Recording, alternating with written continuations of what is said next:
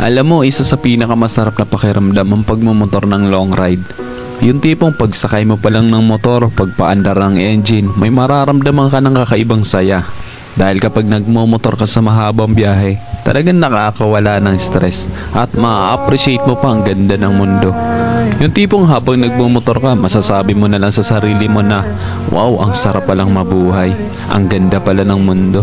Lalo na kapag ang patakbo mo yung chill lang, yung ini-enjoy mo lang talaga ang moment. Madami kasi tayo kanya-kanyang problema sa buhay. Pero kapag nagmomotor ka na, makakalimutan mong problema mo.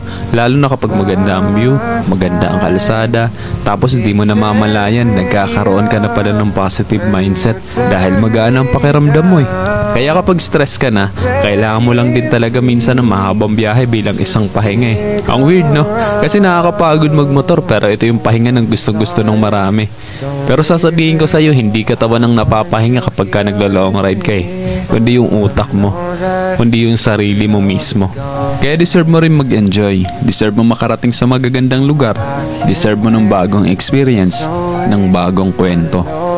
Ang buhay ay isang mahabang biyahe. Madami kang pagdadaan ng iba't ibang uri ng kalsada. Malubak, mabuhangin, madulas.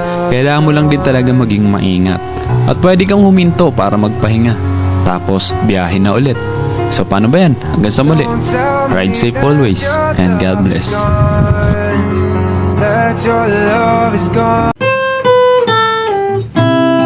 Sabi nila, ang pera ay hindi ang pinakamahalagang bagay sa mundo. Oo, hindi man ito ang pinakamahalagang bagay sa mundo, pero apektado nito ang lahat na mahalaga sa buhay mo. Don't forget mag-like, comment, at mag-subscribe na. Click the notification bell. Love you!